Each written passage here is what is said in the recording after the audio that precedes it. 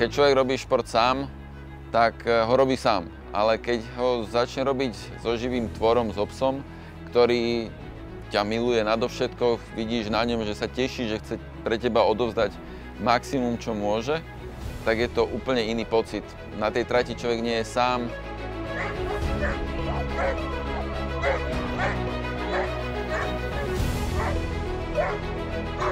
Je to tímový šport.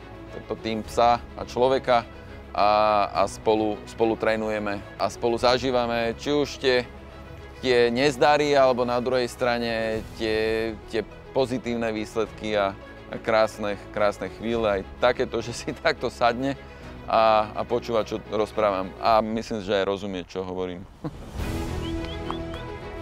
Na jeseň máme majstrovstvá sveta v Taliansku v mestečku Bardonecchia. Toto nie je olympijský šport, takže najvyššou, tým, že to robíme športovo, robíme to súťažne, kým tí psíci sú vo veku, že takto môžu behať, tak sa snažíme zúčastňovať súťaží v najväčšej úrovni a porovnávať sa s inými pretekármi, s inými psíkmi z celého sveta a vidieť, či trénujeme dobre, či ten náš systém je dobrý a že či to robíme dobre.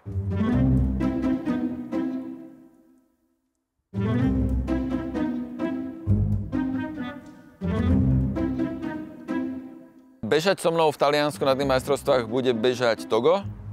A s Enzom behávam, keď behám s dvomi psami kolobežku, tak behá Togo s Enzom. Ale čisto pragmaticky a výkonnostne je najlepší psík Togo. Takže preto pobeží Togo.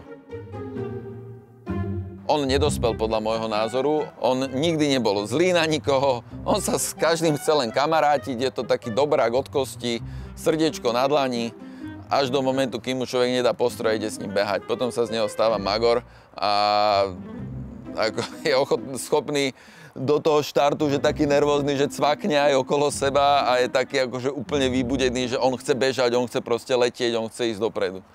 Tým, že sú to majstrovstvá sveta, tak je to vrchol sezóny. Je to to, kam smeruje celé naše snaženie, či už tréningy psov, alebo moje vlastné tréningy. Bude to dvojdňový pretek, tá vzdialenosť je niečo cez 5 kilometrov. Tešíme sa tam.